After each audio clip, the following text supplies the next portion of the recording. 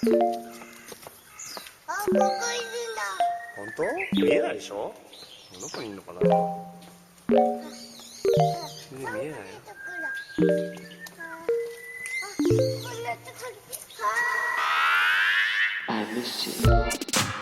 What's good, Internet? It is Friday, April 16th, and you are listening to Waypoint Radio, episode 389. I'm your host, Austin Walker. Joining me today, Patrick Klepek. Oh boy, if people could hear the pre-pod, it's just... Patrick's energy was off the charts in the pre-pod. Patrick needs to, go on a sprint. You gotta work. You know what I mean? When you have, a kid, little cousin or something who's like, oh my god, someone has got to work this kid, run this kid out. This kid just has too much energy. Let's fucking go for some laps, kid. I saw a tweet and it just got me fired up, and... Patrick's all talking all sorts of industry shit. Patrick's dropping leaks. All these people with their fancy promotions. Good for you. I'm happy for you. That is a good idea. That person does deserve success and to climb the social ladder. God. Also joining us, Kato's here. How you doing, Kato? I'm alright. I'm sleepy. How fired up are you in comparison to Patrick? Sleepy? So that's the opposite. Sleepy. I'm on the other end of the spectrum. I had to stay up late waiting for a friend to drive in from out of state. So look at Kato. I'm vaxxed up. I got people driving in from out of state. Yeah, Kato season is vax season, and it's just... You're really in it right now. Yeah. God. It's been a fucking year, yo. People are excited now that it's possible again. Yeah, it's true. It's true. I think I'm probably squarely in the middle. I'm very tired also, but I can be fired up. I can have energy. I could go back to bed. I could go back to bed. Honestly, it's kind of like a gray day out and a little rainy, and that's not extremely. It would be a good day to take a nap if I can find time to take a nap. That's just a bummer. So. I feel like I did an early declarative sandal season. Sandal season has slid back. Shoe season, I don't know if it's season, but the shoes did not. They came back out. It got wet. Wow. And it's too rainy. It's just too rainy. It's spring. It's spring. Yeah. It is that weird. It got winter went away a little bit fast, but and then you get those brief bits of like a summer preview, and then you're quickly put back into the 42 degree zone where it's like, it gets not bad. I guess this is very pleasant. Yeah, when nice. It's sunny out and it's not windy, but not the sandals. The sandals are not working. I got new sandals. I'm breaking them in. Nice. So inside, you're just kind of working them out. I'm walking around. Yeah. Important. But I wore them out the first day. It's these are the sorts of sandals that you really need to fucking work them to make them wearable. The first couple of days of it is just going to be a little rough. And then losing the sun immediately was fuck. I was ready to go on a bunch of walks to just make these work. Yeah. And now I'm just walking around my fucking living room. That's not a good look. That's out of my mind. You know what? In circles. I constantly see people doing gimmicky Twitch streams hey, here's the corner of my street. Watch people blow past this stop sign. You know what? Austin, raise some money for charity. Be look, I'm going to break in these sandals. I guarantee you there are watch me break in these shoes Twitch streams. I don't know that I want their clientele. I'm not saying you got to aim it down. You don't need a sandal cam.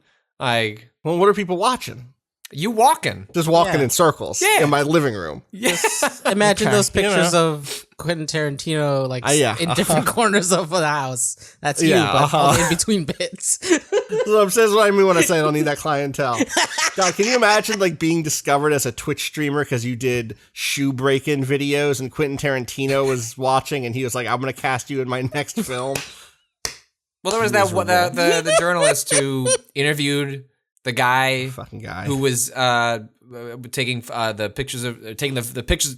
She was putting pictures of her feet, or feet were featured in the pictures. It's probably more accurate on Instagram, and he was uploading them to I don't know. It was Feetopedia or one of those WikiFeet, one of those websites, and she interviewed the guy. It was a good interview. Oh, was there? Wait, she interviewed the dude? I did miss this. Holy shit! This was a whole thing for an afternoon on Like one of those like takes over Twitter in a good way, as opposed to like random Guardian critic says like a shit post about Alien and horror, and like the entire internet loses its mind collectively in the worst possible way. Okay, I remember that. That was last week. Yeah. That part was last week. That I remember. Sorry, I missed whatever the wiki feat. Just Google it. It'll come up. But yeah, she interviewed the feet fetishist, and he was very open about see it here. So it's from The Cut, Laura Bassett, an interview with the man who keeps uploading my feet to WikiFeet. Fuck. Pedipedia, like podiat, like feet, like feet. I'm trying to. I think you're talking about WikiFeet. You're asking, is there a competing WikiFeet? Right, with the obvious name, you know? Right. No, I think WikiFeet is the obvious name. Or yeah, I see what you're saying. You're saying like you want to keep pedia because of like an encyclopedia, but also ped.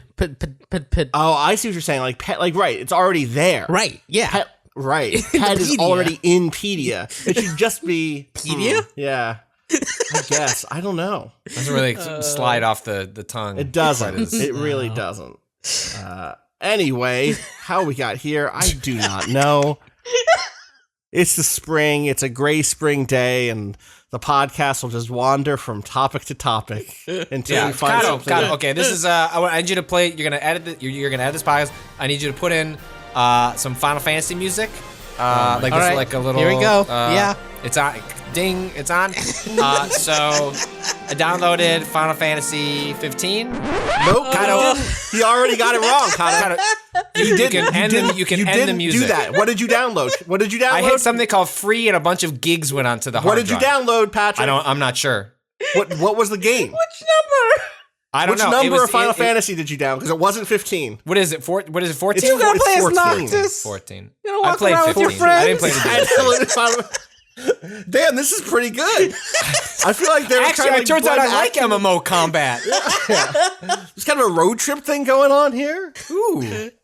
It's cool. You don't see any other players. This is great. I guess they put me in a party. I gotta write this article. My wild misconceptions of how MMO plays. Ooh. How far did you get? I didn't. Yeah, that was it. I downloaded it. I didn't. Okay. Good. Shouldn't have shared the screenshots. Like no. People losing their minds. You absolutely should not have. Patrick, for people who do not keep up on Twitter, you tweeted a phone pic of your PS5 3 screenshots. Dash. One of me seeing that Final Fantasy XIV's open beta was happening. It's now on PS5. Me downloading that, and then me showing the progress of that download. And that was the end of my adventures. In Eorzea. It's called Eorzea. Is the name of the place that you play that game in. There's not a chance I'm going to play this game, but I do want to open it. Yeah. Like play, not a chance. And it's that. That's one. I don't like MMOs. Like two, I don't have time for it. But I do like. I want to walk around. I'll do a tutorial, just like see what the game looks like. But I can't imagine. I hear it looks good on PS5. I hear that. I heard people seem to really dig the UI. They say the 4K. I've seen like multiple tweets, which is like again. It is a. It's not quite a FOMO thing because I've accepted that. Like I just even if I could get into this, like if I had a different world where I had the time, could put in the investment, set it aside. I'm just curious. I was like, I would like to walk around this world a little bit, but I'm not. I don't have. I'm gonna barely have the hours to finish Nier Replicant, let alone I guess people have said like just pay $20 and get a level 70 character. Listen, I guess I can't speak to that because I didn't do that. I tried to do it. I tried to do it the honest way, and I do get like an email probably once every 3 months from Square that's like, "Do you just want a level 70 character?" I did it once, right? I did that for you, Kato, didn't I? Yeah, I have that character there. I just started. You started over. I started Shadowbringers. I was like, I know none of these people, and it feels like I should. Right. To be clear, I have a level 70 character now. I just am not at the part of the game. I like capped that character on the class that I like in the patches before where the game gets good again, apparently. I talked about this a couple of weeks ago. The patches in Stormblood? I'm in the Stormblood patches that are not good. Mm-hmm. I'm in patches where like immediately, I'd said this already, and there's been zero progress and I don't want to go back to it. Where the last cutscene I saw was about how my character came up with the idea of how to get a capitalist involved, literally a capitalist. This is not Austin projecting a read, but getting this like super capitalist involved in a refugee effort so he can make some money and we can do things the right way, quote unquote, in returning these people back to their home. And it just fucking sucks. Like literally, they put the words in my character's voice, and also the cutscene immediately before that was about like trying to. Wait, your character speaks? Yeah, your character. Yes. Or you click on options that say, here's what my character is adding to the thing. And so when one character in the room says, well, what do you think we should do? And the correct response is, meaning the response that moves the plot forward is, what if we get this asshole involved and he could make them run his salt mine? It's fucking that way. They all have jobs, kind of. It's just a disaster. And I hear Shadowbringers is incredible, but the bitterness this game has put in my blood at this point is it's sad, honestly, because like people will ask us to do a lore reasons for this game, and in a world where I never touch this game, that would be incredible. That would be such a fun experience. But at this point, this game has made it so you know how Patrick was like negative about Kingdom Hearts before lore reasons, but didn't actually play Kingdom Hearts. Mm-hmm. So there was like untrue. I had played Kingdom Hearts 1 and 2, but had soured on it. Right. To such a degree that I was like, I don't know that I need to come back for the third one. And then came around on the lore as a result of... But you played 1 and 2 forever ago, yes, right? Yes. Whereas I just played this game last year. If we wanted to commit to doing a lore reasons for Final Fantasy XIV in 10 years, you'd be 100%. Because I would have loved this. Put the countdown clock on Twitch. Exactly. The bio will have drained from me by then. But until then, it will spoil any attempt I have to engage with this thing in a positive way. To the degree that like I probably shouldn't even play Shadowbringers because I'm going in because I can feel the bias in me going into it, being like I'm ready to pick. You're gonna feel when that expansion drops later this year. I know. You're gonna feel it. Like Twitter is gonna be a buzz. The first class they announced is literally what if a Gundam healed people. I'm miserable about it. Because you know what's going to happen. Yeah, I do know. And it's going to feel bad because I'm going to get through. Because I have to. This is the thing. The stuff in front of me, the next 15 to 20 hours of this game for me is going to be bad. And then I hear it gets really good. And I don't want to do the 15 to 20 hours because I heard that about the previous 150 hours, 250 hours or whatever. Mm-hmm. There was a thread on Reset Era last week that was literally, I was seeing someone get talked in. Someone was like, I'm 30 hours in and I'm having a bad time. I'm not having a good time. Should I just quit? And by the end of that thread, that person was like, wow, that sounds great. I'm committing to another 30 hours. And I was like, another 30? That's not going to get you out. Like, I'm going to keep playing, basically. Sure. Because everyone was like, you're just about to the good part. And they weren't. They weren't at the good part. They weren't even at the Titan fight yet. In the first one? The first game. Yeah, the first one. So they still have I just hit the bit at the end of that like little arc of like what happens to the Titans. What does happen to the Titans? They get 8. It's been so long. They get 8. Who eats them? A robot. A big robot eats them. Oh, okay, sure. Yeah. Yeah, that sounds like Final Fantasy XIV. Yeah. Yeah. Now I recall this. Yes. Anyway, the point is, I recognize my bitterness and that it spoils my perspective on this. Patrick, you should join me in my hate. You should also dip in and upset lots of people for whom this game is a joy. And it is one of those things where I would like to have.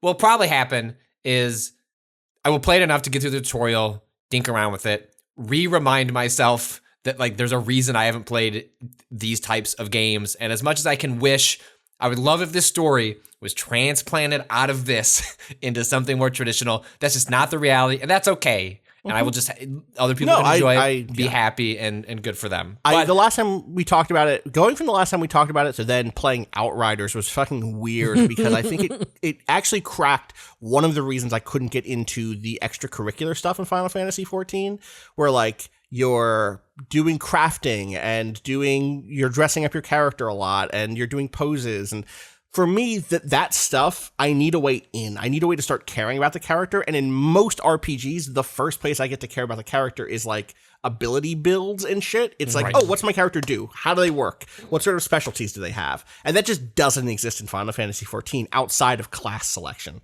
You create a class, and that is like it. There's like end game gear stuff where you can kind of make a decision, but like not really. Every red mage should basically be every other red mage.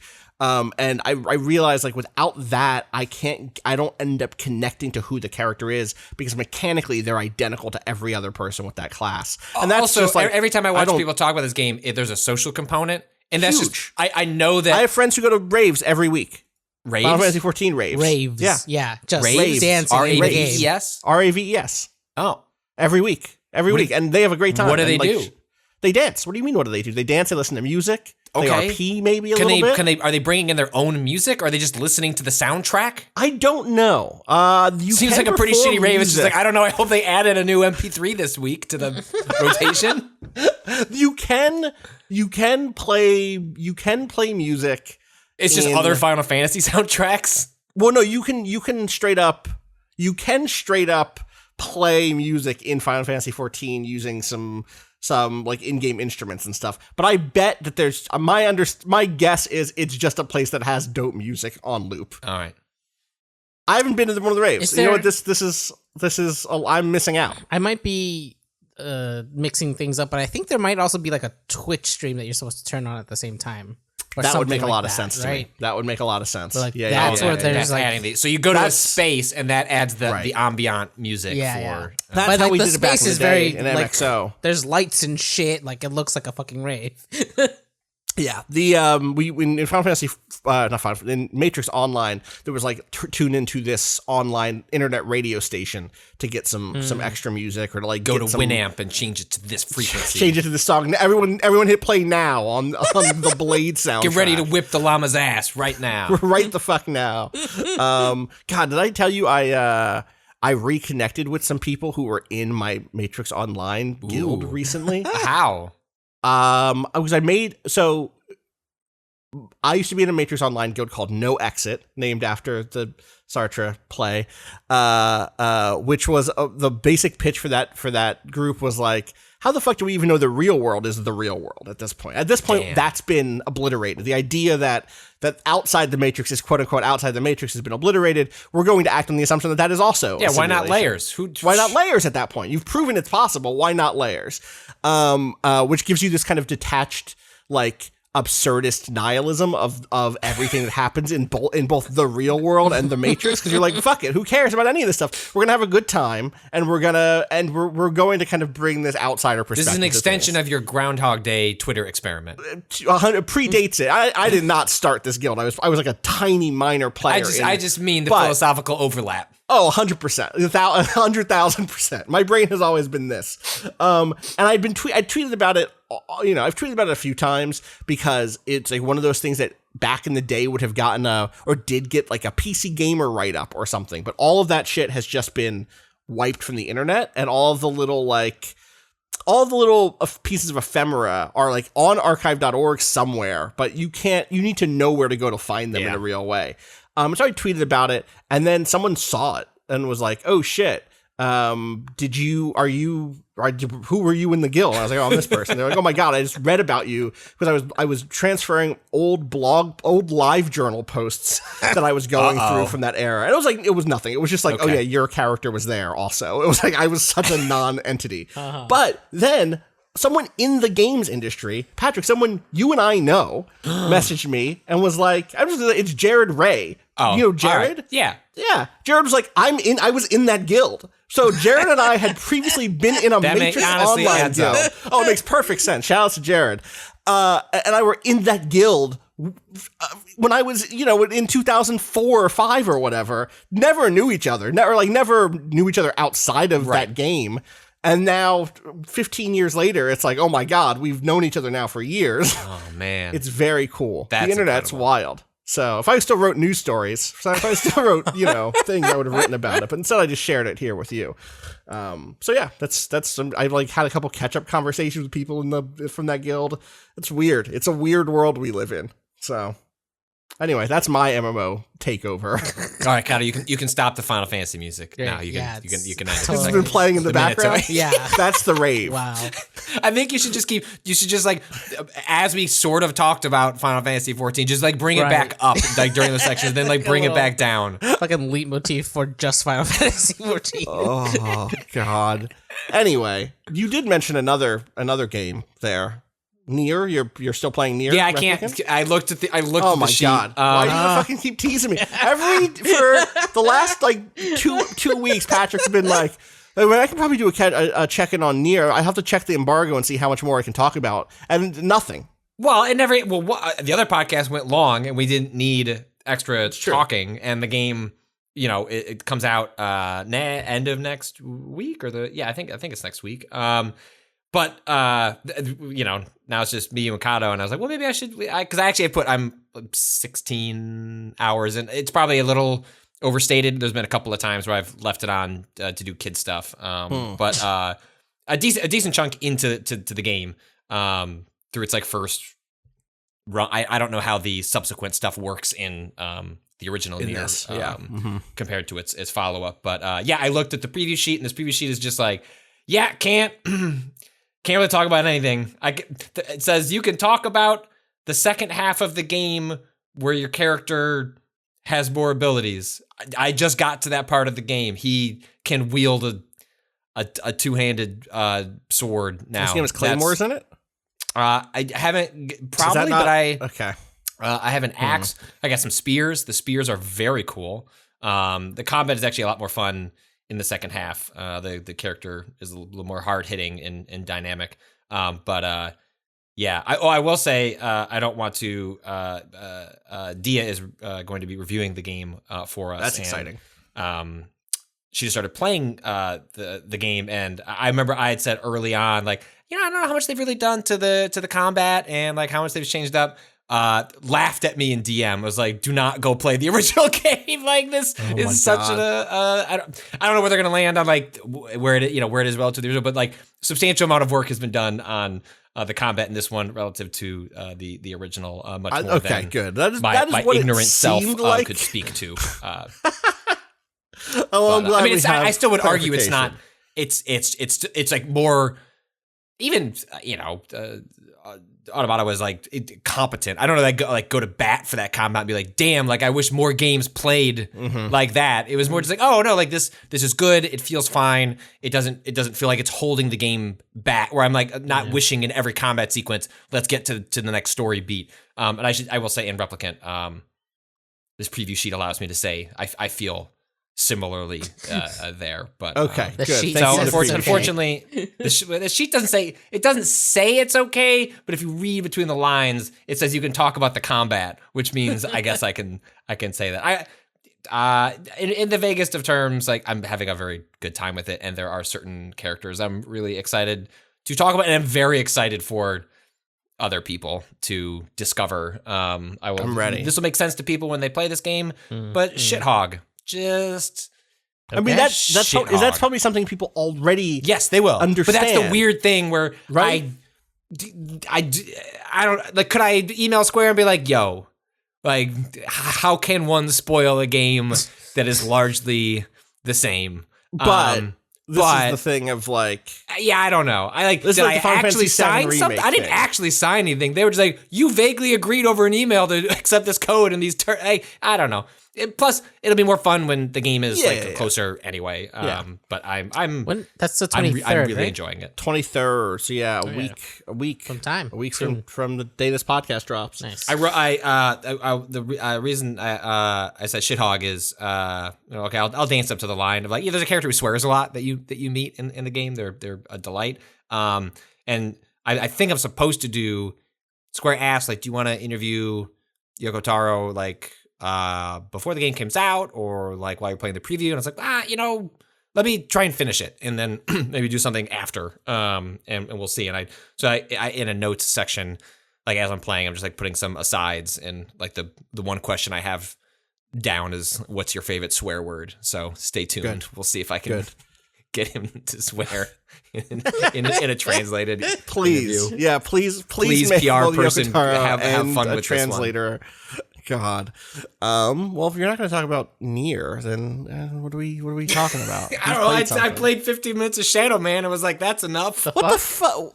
Shadow Man? God bless Night Dive Studios, who are okay. They're I think lately they've gotten a lot of attention for the work they're doing on a System Shock 1 remake, which I continue to be very excited for. It looks really cool. It looks really good. The reception seems to be I think I'm not super familiar with the System Shock. I'm like familiar with the history of the System Shock franchise. Tried once or twice to play 2 with like the agreed upon mods that people said were this is what you should try and play it on a modern system. Just never got like around to it past playing an hour.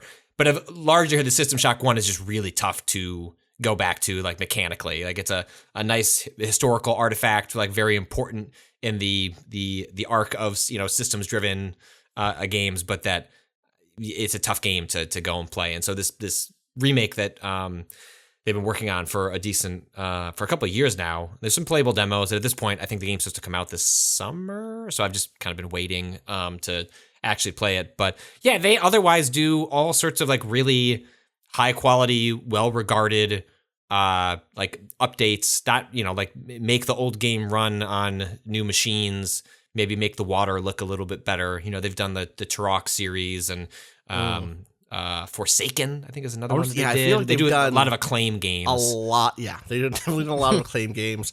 But just like a ton of, and sometimes stuff that like I would say is these are not always cherished properties. No, Forsaken, Shadow Man, like these are not they're games that have constituencies, right? Yes. Like pick a game out of a hat, there is a fan of it somewhere. Of course. Whether ironically or because of nostalgia or any number of reasons. But I don't know that there was like a change.org position saying like bring back, like we need Shadow Man to not run on a 486 Windows PC anymore. We need it on a modern give me DLSS on my Shadow Man. So I don't know. It's just but I don't have fond memories. I just have memories of Shadow Man. Like it's such an iconic looking or striking looking character, and part of that and is still striking in the like 40 minutes that I played of the updated version, which seems fine. Like it runs really well, looks good for exactly what it is. Like it's striking to think about like, well, there just like weren't many like black main characters, and like yes, this is I don't know the history of like the comic book character. Like you start off and it's like, oh great, like voodoo and like all that shit. So it's like I don't know where like Shadow Man ranks and how people feel about like the arc of representation of that character, but it's still like striking to be like, oh, like this game came out in the N64 era. It came out on the PS1. Yeah. Like, yeah. I remember like being excited to play the Dreamcast version because like, oh, this is the one that's gonna look the best, and then I'll finally play Shadow Man. But I didn't. So I remember seeing a lot of ads. I remember seeing it was like all over gaming magazines at the time. Acclaim was huge at the like Acclaim was their Acclaim to fame. They made a handful of original properties. They got into that. On the backs of porting Midway games, right? Like they ported, Mortal Kombat, NBA Jam. That was sort of like how Acclaim, sort of got their foundation, and then they got into making games with studios like was it Iguana? I think that's who made Turok and a handful of others. So, Also, I was reading like Shadow Man. Shadow Man got a sequel, came out on PS2. Second Coming with the S as a 2. Had no idea. Which I don't think works. I don't think the 2 as the S really works. Tekken. Yeah, it seems fine. It was weird. I'd be curious with the if people actually have. It was one of the things that reminded me. I'm glad there are studios doing this work because these aren't the games that are in the hierarchy of games that like quote unquote should get an update, whether it's just 100%. a visual pass to make it run on modern machines and gloss it up a little bit. These must make enough money where they can release D, the which we were just talking about as a series. Really? Yeah. I guess I don't know when they released this. Maybe it was a few years ago, but they released D, and like that's the sort of game that again, like I want the company that is going to release both D and Shadow Man. I feel like D has a bigger fan, so like D sells enough to allow yourself to do Shadow Man. Shadow Man, yeah. And that's just cool. Like they're just, the industry is like so like generally poor at memorializing its history and making it accessible.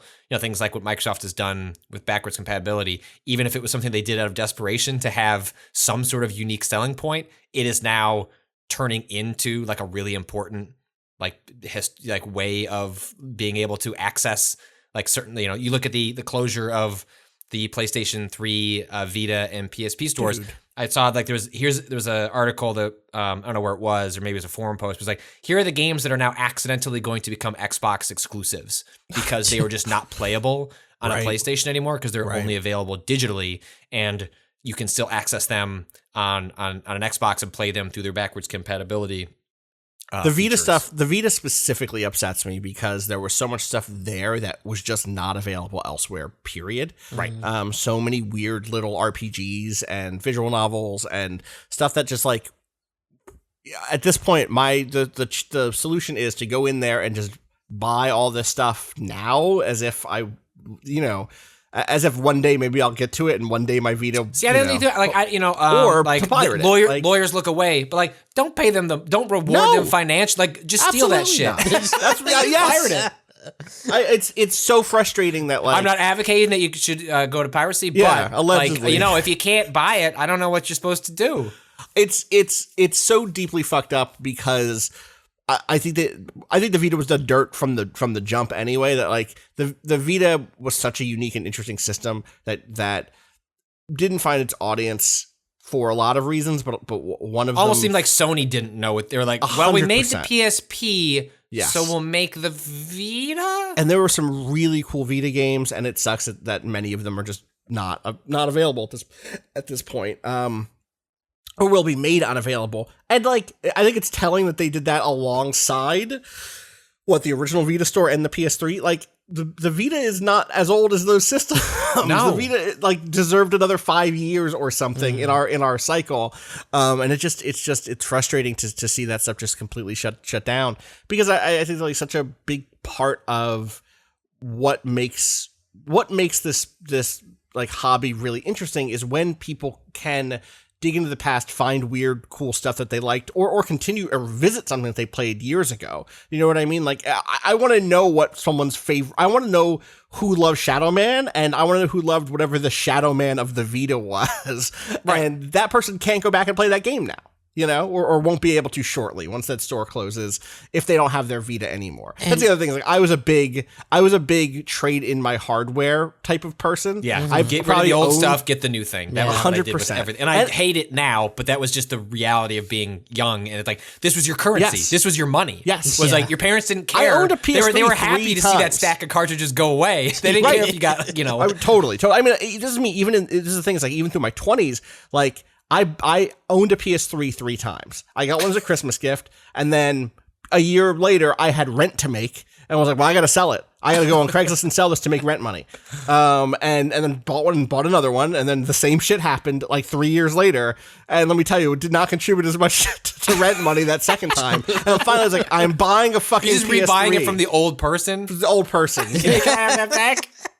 I mean, I feel like I didn't do exactly that with my Xbox 360, but both times I bought an Xbox 360 used. I mean, I owned an Xbox. Again, I owned an Xbox 360 like 4 times, 5 if you count Red Ring shit.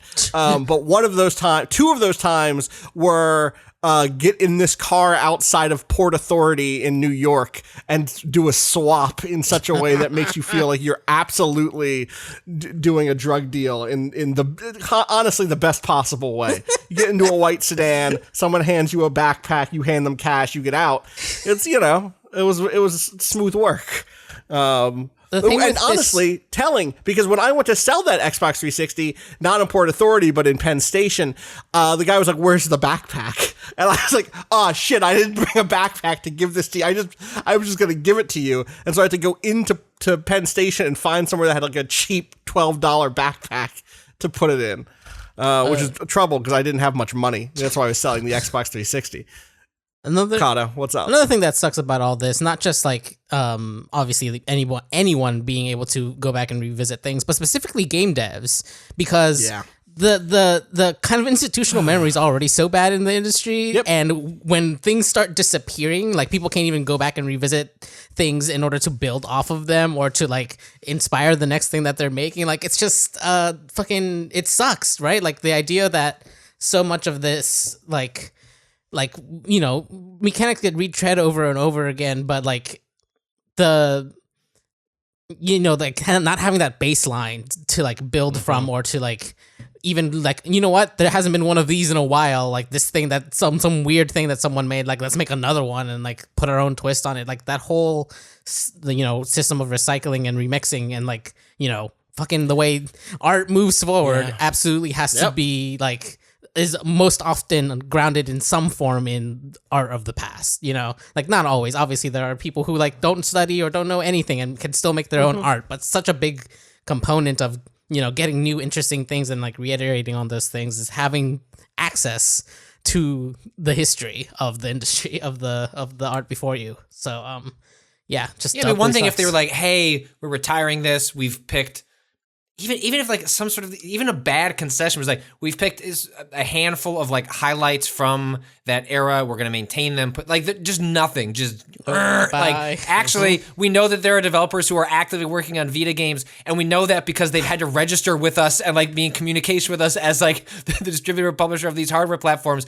You have until June in order to publish that, and if you can't finish it, then too bad. You just, you know, it's really frustrating. I feel like there has been now an uptick in conversation around what Sony is doing right now, and a kind of Sony came into this generation with an obvious leg up. I think a lot of the, you know, the problems of pitching the Xbox One really dogged Microsoft for years and years, and I think by and large Sony still has you know, a larger, more positive fan base at this point. Not positive in a generic sense, but you know, they are winning. They're very enthusiastic. They're winning the console war. Well, there's a reason that like SNL did a skit about finding a PS5.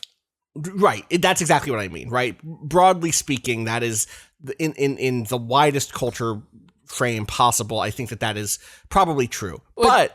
Between this, go ahead, Kyle. Do you want to? I was just going to say, which is extra fucked because if you remember at the launches of those things, one of the things that the Xbox One got lambasted over was the digital only thing where like you could only like the sharing thing that Sony came out with. It's just like Sony is now just like literally doing the thing that everyone was worried about with going digital only, just fucking axing the whole thing.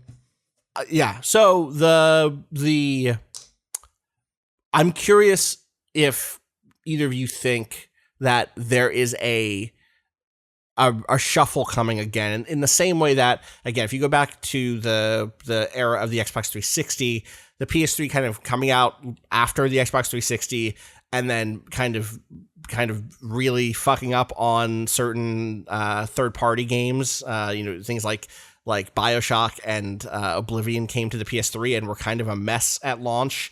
If I remember right, maybe I'm misremembering that, but like that was a recurring thing. There was a solid like to develop like for. Almost 2 years where distinct to develop for. The 360 was easier to develop for. Yeah, you know, may have been an extension of prioritization, but either way, like it was often the case that the 360 versions like just played better than the PS3 versions because of the infrastructure, the cell architecture that took developers a while. I mean, there were at the time, there was a period where I think it was Electronic Arts. Like they clearly, and I can't prove this, but like clearly like had a conversation with Sony and they were prioritizing with press, being like, we'd like to send you the PS3 version of Dead Space 2 or whatever, because the developers had kind of caught up. The games were more or less parity on each platform, and they wanted to try and bust this narrative that actually like third-party games run like shit on PS3. I think this is pre-Digital Foundry where we had like actual like technical experts that could, it was more just, you know, even as an amateur you could tell like the version I want is on Xbox. And then that narrative switched during the Xbox One PS4 generation, largely I think due to largely due to that initial catastrophic Xbox One like reveal event, but then also due to, I think, a lot of smart moves around third parties, a lot of smart moves around independent developers. Sony did a lot around building a sort of ecosystem of games you just wanted to play. And that success seemed like, like it was going to continue into the PS5. But right now we're in this moment where between things like this, their general disinterest in backwards compatibility, as has shown up in interviews in the past, and then an act like this in which not only backwards compatibility, but now it feels like legacy and old games are just not even just small things. You look at the what's Xbox is smart delivery, right? Even just small things where in the bridge between the PS4 and PS5, I believe Rob's not here with us, but a very funny thing occurred where I sent him a code. Well, I pasted a code in our code chat in Slack. There was for the remaster or update to Yakuza Judgment, and he was deeply irritated. Like, really, like the game that I've committed myself to now, there's like a remaster out of nowhere. So he downloaded it, and I think it was the first time he's encountered, I think that a lot of people have encountered, maybe through Avengers or other games that are on multiple platforms. There's not a single, SKU or like version of the game.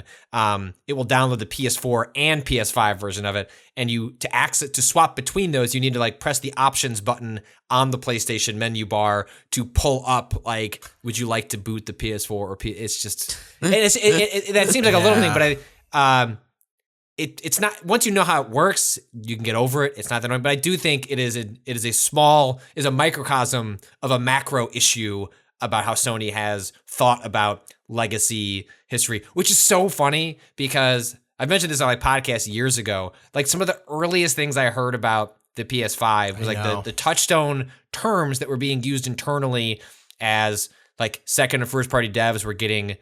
It was like a thing where like Cerny's going around and like soliciting input, like talking about the high level vision years before this stuff had been unveiled and finalized. Like legacy, like it was one of the words that was like tossed around a lot with the PS5. And I'm not, Mark Cerny is probably not the one making the calls on like when the PS3, Vita and PSP shops get closed, but and I'm not know that you can all place this at the feet of Jim Ryan, despite the fact that he will never be able to shake that quote of being like, who wants to play old games? Like, get PR trained for a reason, buddy. That's what that stuff exists for. Give the lip service. But I think there's now enough evidence that, you can paint a picture about how they think.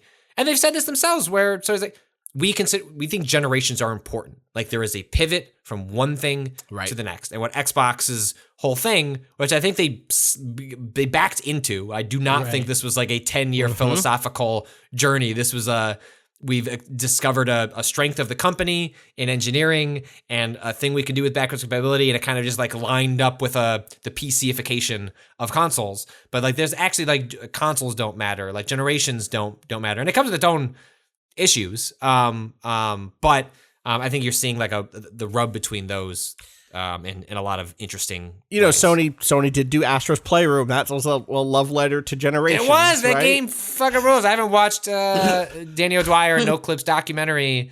They did like a thing on Astro's Playroom that I'm sure is excellent. That sounds good. Yeah. But I want, you can't, right? I was just gonna say, I wonder if you could buy every game featured in Astro's Playroom as a little like Easter egg. I wonder if all of those games are actually playable. Can you buy? I don't know. Like, I'm trying to think. Like, is it the obscure ones that it gets? Is Ape Escape available? Is Dino Crisis available? Anywhere to play? I definitely played Dino. I did a Dino Crisis stream on PlayStation. So it must be on PS4's store or something. But I don't know what. I don't, again, because you can't be sure of that. Like, I can't tell you. Like, I do think I played Dino Crisis, like I downloaded it. I want to say I downloaded it from the PlayStation Store, but I think I might have done that on PS3. Yeah. Because I didn't use the disc. I definitely downloaded it. Like, it was something that was emulated or whatever. But I did a search for Dino Crisis PlayStation Store. Like, Dino Crisis 2, Triceratops, Avatar. That's not what I want. I don't want the Triceratops Avatar. I mean, maybe it is what you want. Maybe it is. Well, I clicked through. And that's a broken store page. I can't even get that anymore. I can't even make my my PSN avatar Triceratops anymore. God damn it. But there's no guarantees there, right? There's no assurance that you buy the new machine, your old stuff is going to work, even with compromises, like understanding that, stuff shifts over time. Some things will get broken. Not every Xbox game, works on an Xbox One X. Totally. But like broadly speaking, like a lot of stuff works to a degree that, I doubt people are like pirating Xbox games as, because you don't have to jump through emulator hoops as much. This fucking they've sucks. done the work. So I did find the Dino Crisis PS1 Classic page. Yep. And you can, where you can play, you get $5.99 on. I bet I can play it on my Vita. Well, here's the thing. Yeah, you can play it on your Vita, your PS3, or your PSP. And also that page is gone now. That page is not there on. I click through. I found basically a third-party page that lists all the information from the PSN store. But if I actually go to the PlayStation Store and search for Dino Crisis, it's unplayable on any console. I don't think Dino Crisis has ever That's been ported correct. to Xbox. Dino Correct. Crisis It's 3, gone. obviously, which I've never played. One day, don't worry. I will. You either at this point need a console that has already downloaded it, or PS1 or PS2 and the disc, right? Or first release PS3 that's had that. But this isn't an example of a game where it's like, oh, just by accident, it's on an Xbox exclusive. No, I don't think Dino Crisis has ever come to Xbox in any capacity other than Dino Crisis 3. It was Dino Crisis 3, went to Xbox, but that is it. I don't even it's remember not on this. PC. I don't think it's on PC, but don't worry, you can. They just put the soundtracks on Steam. Wait, did they? What? They put a handful of Capcom put out a handful of soundtracks. They probably also added them to streaming services, but they put out Dino Crisis 2. Wow, that's true. They did do this. I'm not fucking. I don't fuck around with Dino Crisis. I'm part of the take every hint possible that they're going to make a new Dino Crisis, buddy. and then get maybe don't steal information from companies, but also be a little bit crushed that nothing in the Capcom leak indicated they were working on an update to Dino Crisis. I can't imagine what it's like to want a beloved cult Capcom game to get a sequel and trick yourself into believing. Fuck you! You're getting that game. I'm going to. It's coming. Hey, you know what I will say? It's on its way. I will say there are times like wandering around near Replicant that the world gives strong Dragon's Dogma vibes, like just like wandering around the plane. Like the game doesn't feel that way. It's not that, but it's like there were times where I'd go over a field and be like, man, this feels. Ooh, I'm getting some Dragon's Dogma tingles across this like generically textured field that still evokes something nonetheless. Kata, did you have a Dragon's Dogma? Jesus. Yeah, Dragon's Dino Crisis. We're talking about Dragon's Dogma now. Dino's Dogma. I didn't get very far in that game. I need to actually dig in someday. Dragon's Dogma. I'll just wait. Just wait for the sequel. Just wait. I mean, you can play it because it's good. Yeah. Wait, what was did you have a Dino Crisis thing? It existed on PC at some point, right? It did? I don't know that that's true. I don't think so. There's an Amazon.com listing for Dino Crisis PC for the Windows 98, Windows Me, and Windows 95. All right. Okay, Kano, sure. Lots of games were poorly ported to the PC in the 90s. But I'm saying, like, can you go to Steam and play Dino Crisis without downloading an emulator? Right. No. Dino Crisis the only thing PC. you can get Dino Crisis on Steam, but it's called the Dino Crisis 2 original soundtrack for $7.99. You can't play Dino Crisis. But don't worry, 6 user reviews of the get your adrenaline pumping with the break beats and ominous tones of 2000 survival horror classic Dino Crisis 2. That's a great. This soundtrack is authored from the original high-quality source material. Dino Crisis Classic Rebirth is a set of patches for Capcom survival horror PC ports, currently supporting Resident Evil 1, 2, 3, and the first Dino Crisis. This patch is specifically aimed at the Japanese Source Next release, and it won't work with the Media Kite release. The two executables are virtually identical, yet very different for some reason. But if you have the install data from any Japanese version, you can use the Source Next patch provided in the download section to make it compatible with Classic Rebirth. So there is a fan patch meant to make the old, presumably not very well done, or maybe just outdated RE1, 2, 3, and Dino Crisis PC versions playable. I don't know where you would legally obtain those games at this point. Can I read? Can I read some of the? I'm looking at the soundtrack for Dino Crisis. Please, yeah. One, Dino Crisis. It's all capitals. Like I want to make clear, like that is unique to that. You have a mail. Welcome to the Genocide Island. Okay, well, let's slow down, Capcom. Am I welcome? Because it sounds like I shouldn't be. I should not be welcome. These titles are at 29. I'm going to start here. Giant Fang Bites. 30. Get to the Heliport. 31. Abandon Hope. 32. Hang in there. Hang in there.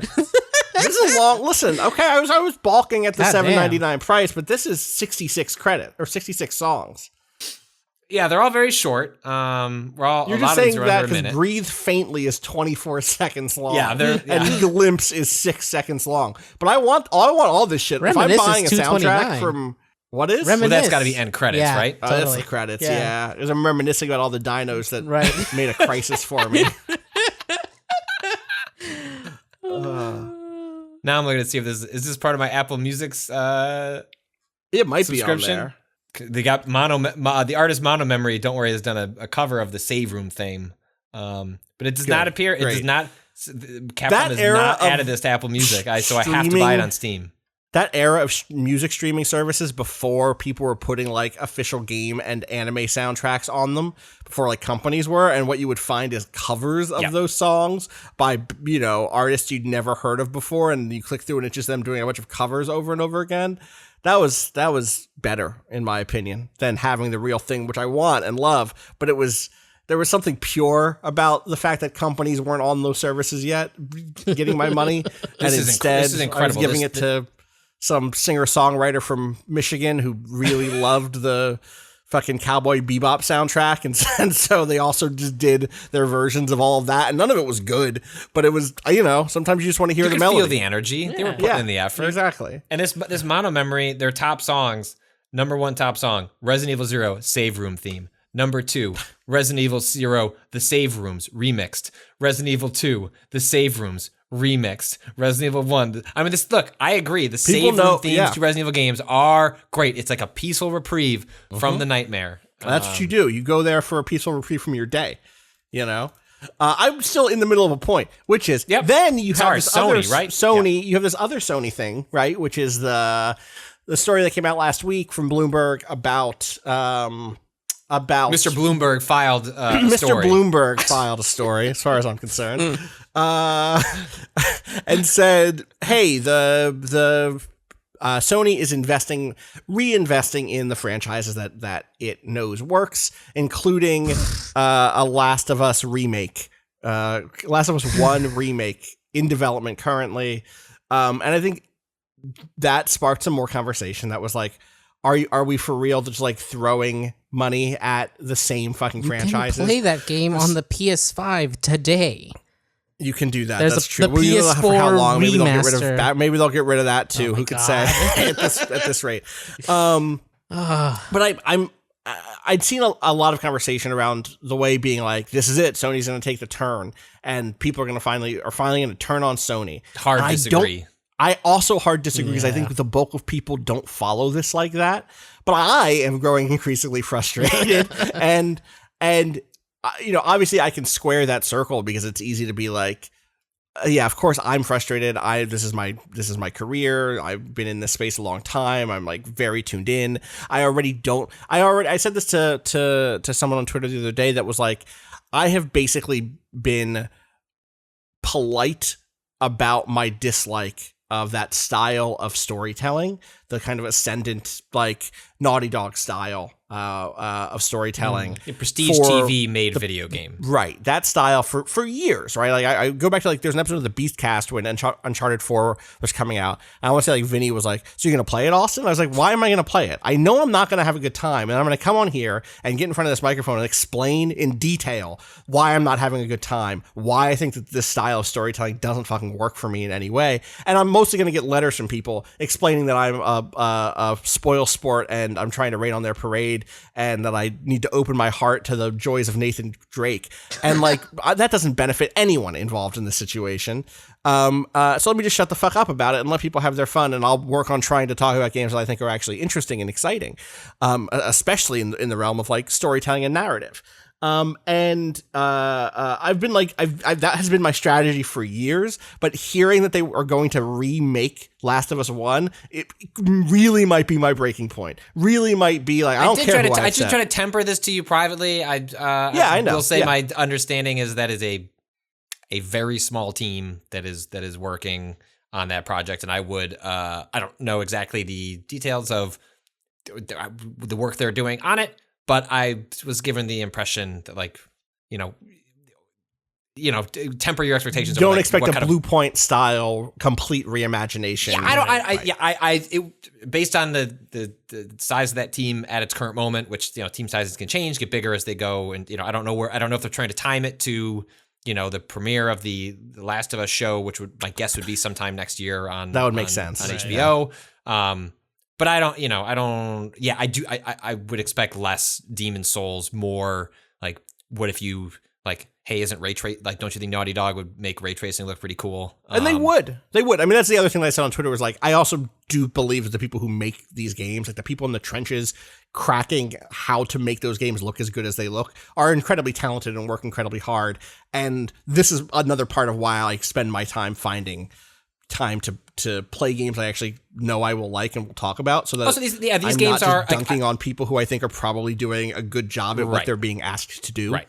Do you think that? And I saw that rope or whatever in fucking Last of Us 2. That stuff, I'm sure someone spent a lot of time figuring that shit out. Yeah. I've read the bit about fucking the blog post on how the axe throw works in God of War. That was really brilliant stuff, and how that make that axe throw feel good. Absolutely. That just doesn't mean I like the game, but like I respect the hustle. Kata, you were gonna say something. I was gonna ask, do you think that specifically the structure is the issue here, or is there some world where, like, with different plot points and dialogue, it could work? For me, yeah, it's hard to tell because we've now seen multiple examples of this style of thing from them, and none of it's worked. Right. In which, including stuff where I'd say the structure is different. Like, I think God of War is a completely different structure than Last of Us. And yet I felt the same way. So I think it's. Did you beat Ghost of Tsushima? There's different types of structure. Ghost of Tsushima, Ghost of Tsushima is maybe right on the line there for me. That's one where I think we both liked the game part quite a bit. Yes, and totally. wished it existed in a different, like, story setting, whatever. I like the setting even. I don't think that they actually. I mean, I think that I've watched and read a lot of samurai stories to compare it to, and it's just like not one that hangs, so to speak. Right. Anyway, I also, for what it's worth, Patrick, like you, I think that this will not be a turning point for PlayStation. These games are extremely popular. Yes, I also like separating, understandably, the knee-jerk reaction to a Last of Us remake, whatever the scope of that may be. It makes a ton of, like, commercial sense to. They're not going to have another Last of Us game that comes out a year from now. If Microsoft also had a game as successful as Last of Us, they would also do this. Yeah. They would also squeeze us. Like, none of these companies are purists about any of this shit. And it's. If I was in their position, I'd probably approve the console war shit. The same thing. It makes sense for that, but I think what people are trying to extract from that is, like, is this more broadly speaking indicative of a trend in which what Sony wants to do is just make extremely large bets on existing IP? Does that lead them down the same path that Microsoft found themselves in which they had a trio of franchises, Forza, Gears, and Halo, and you just keep making those games over and over again till the well is run dry, and then start over? And we saw, like, if you do that, like, Microsoft has spent the better part of a decade still trying to turn that around. I like a lot of what they've done as a company. I like that they have an identity now. I like that identity is not even necessarily tied to, we're going to make the standard prestige first party stuff. If they didn't go that route at all and just focused on backwards compatibility, like, just different things that clearly Sony doesn't give a shit about, that gives them an identity that is exciting to own all three machines. Having a Switch, a PlayStation, an Xbox feels even a PC feels fundamentally different in a way that it didn't always feel when you would own every machine. You just wanted the other first party thing. Like they didn't feel like they had different philosophical ideas of what it is to even be a box. And I feel like that is very much the case these days. But I don't think Sony is like a year away from like only relying on two franchises. Plus, these franchises are like much more popular than Gears and Halo were at the point that Microsoft was like double and tripling down on making a Halo 4, 5, and 6 and a Gears 4, 5, and like those franchises are still popular, but I just don't think. I think Sony hasn't exploited them to the degree, like even a remake of the first one, like there's still only 2 of them. Like it took them, a decade to make 2 of them. And so I just don't think it's this, got part of the reason God of War, it was, I liked that game, reservations aside, like it was also a long time. Like the reason when that trailer hit and you heard that, like that iconic God of War, like music. The reason that was exciting was like, I haven't played one of those games in like 7 years. That was the Halo music. Well, how do you do the God of War? Oh, how do you do it? You know what I'm talking about? I don't. Come on. If you fucking heard it, you would. Oh, fuck off. Yeah, that's not it. Yeah, that's that. Yeah. Okay. And I'm gonna. I don't know it, Pat. I'm not a God of War person. No, but you're gonna know. Hold on. I'm not. I'm simply not going to know the God of War, whatever that is. And I went to Catholic school. I know. I've heard chants. Whatever. The fans know. I'm not gonna. Of course, the fans know. I'm glad for the fans. Know what I'm talking about. Congrats that to the trailer fans. cuts to the cabin, and you saw it was Kratos. Like, was it? Yeah, it was a cool last moment because you hadn't seen that character in a while. We watched that together. You popped, and I went, "Oh, okay, it's a God of War game." Yeah, and that's the difference. Yeah. But also like the fact that you can do that. I just don't think Sony agree. is. And it also I don't know what Microsoft doesn't have that. Doesn't have the thing that they've like put in the back for long enough that like if they brought it back, it would be that huge. Maybe Viva Pinata. I think that might be like the one that they could do. I think people would lose their fucking minds if they made like look, they did Fable. Even that wasn't long enough, and it'd been a while. I was like, actually, do we need another Fable? And that team sounds like they might be doing some interesting things. So, like, whatever. But is there anything? Microsoft Flight Simulator, I think, got a pop right when that came. I genuinely back, think Viva would cause people if they made a straight up Viva Pinata game. I think people would be. That would be it. Like what else? I can't even think of one of their because they haven't spent the time to build those. Right. Blue Dragon, everyone's favorite. People would love it. Mistwalker. Yeah. I mean, people would love it, but no one would not big pop enough in that way. It's not big enough. Doritos Crash Course. Fable, Forza, Fusion Frenzy. We've not had a Fusion Frenzy since the Xbox 360. I mean, Crackdown could have been it. But then they announced that, and then the game was in development for ever, like 5 years, and then came out was kind of just bleh. Yeah. Elo Milo. What is that? Elo Milo. King 2. Sneak King 2. Wow, a lot of Kinect sports games here. They don't have a huge state. They is actually in retrospect it kind of wild how much Microsoft was relying on third parties being associated with Xbox as a brand. Things like Call of Duty were propping up a lot of the decline of their Phantom Dust. Everyone out there like me ready for that Phantom Dust remake that got buried. So I think these games Sony. There are a lot of weaknesses in the model of big blockbuster games that act like tentpole theatrical releases in which they have to make all of their money back immediately up front very quickly because people are going to play them, see the credits, and they move on. And they don't things like a Last of Us remake in some ways because of the model they've adopted is a natural consequence of that is that they don't have what like the movie industry has. It's like, oh, right, we come on, then it comes onto VOD, and you can pay $20 to watch it now, or you can wait another 6 weeks and then you can rent it. And also, there's a Blu-ray. That doesn't really exist in games to the same degree.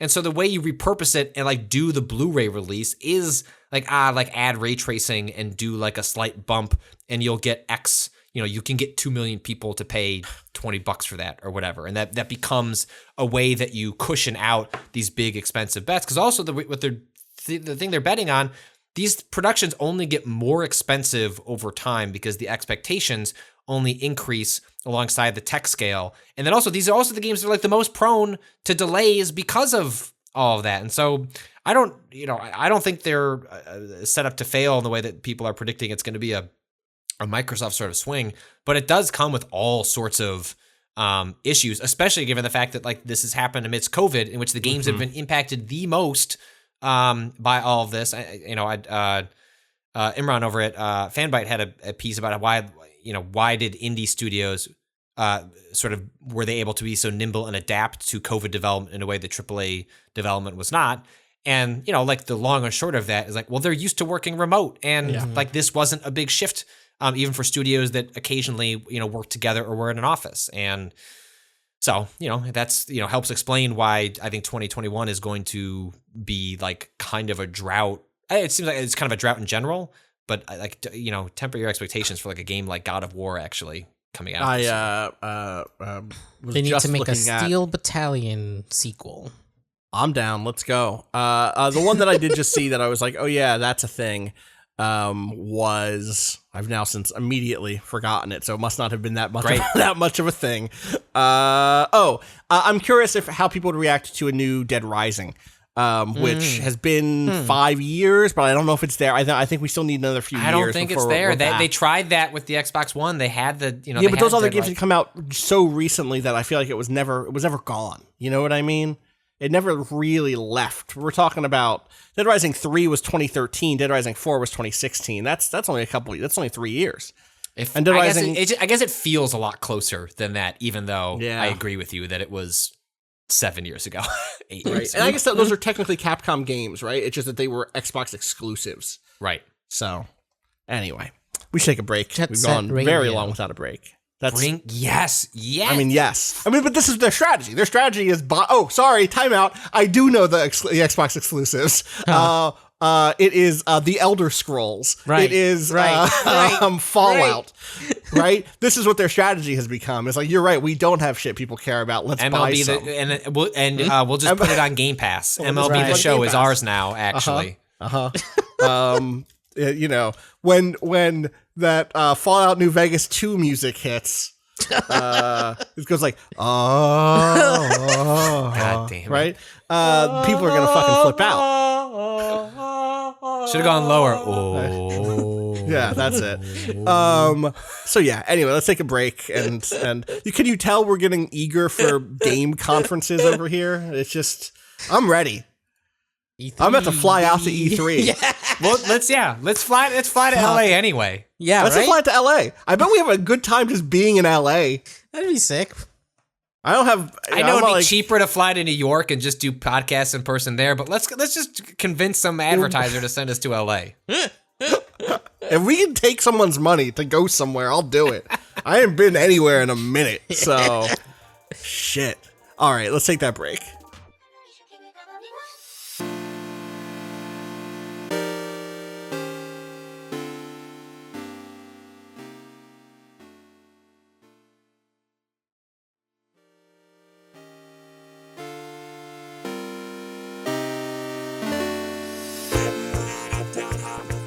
All right, we are back with a little more stuff. A little more stuff.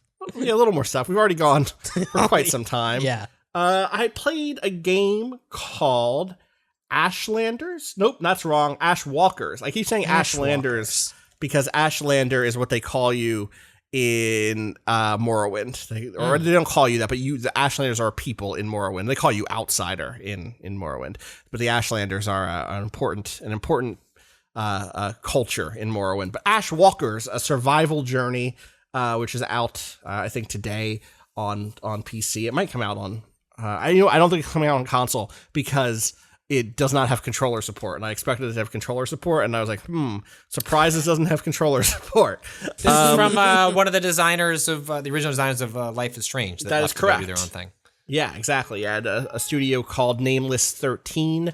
Here is the pitch. The pitch is, I mean, the very high level super pitch is it is a narrative driven a narrative driven post-apocalyptic kind of exploration and slightly survival game with a focus on story that you can finish in a couple of hours and has 34 different endings.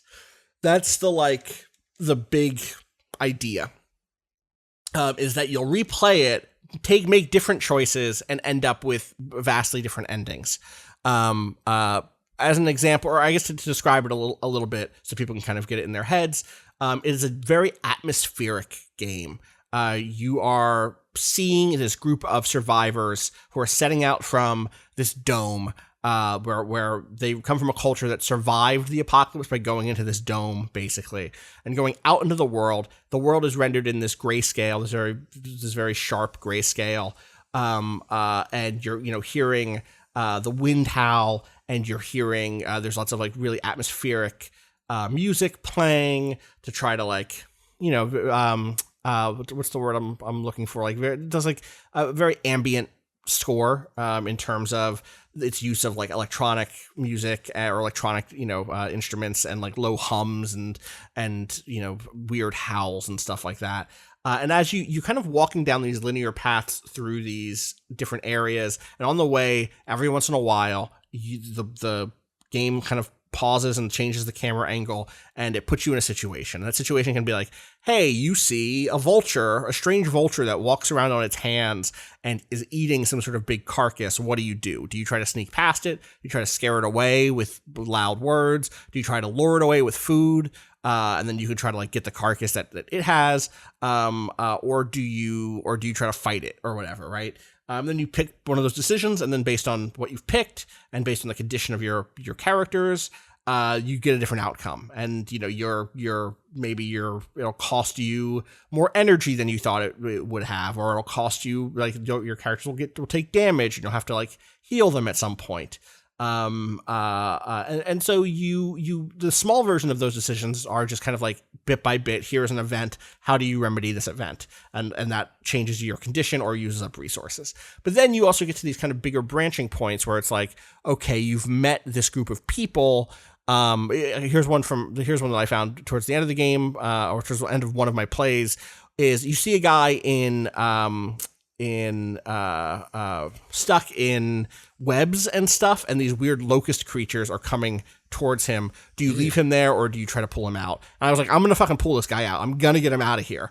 And managed to get him out, and my people got hurt in the process, but whatever, we freed him. And then a little bit later, I found a community of people, and he was there, and because he was there and because I'd saved him, he and his mom cooked a big meal for all of my crew and healed us up and gave us a place to rest.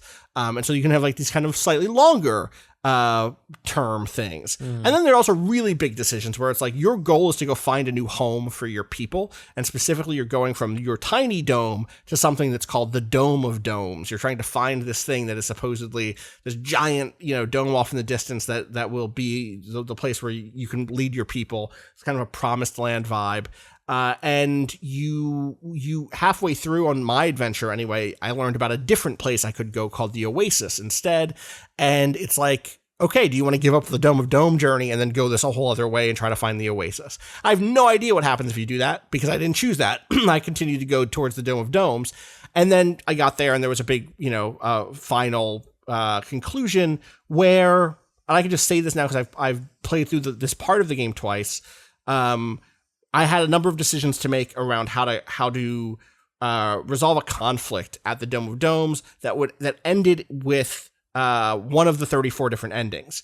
And then if I could rewind the clock and make a different choice at the very end there, it would have given me a different one of the 34 different endings. And I don't know how much of the game, I don't know how much of that lead up to that very end changes what is available to you in that final kind of menu of options and the kind of big final sequence. But it did feel like it actually undercut some of my earlier stuff, because I was mostly enjoying this experience. I liked the aesthetic a lot. I think the music is really cool.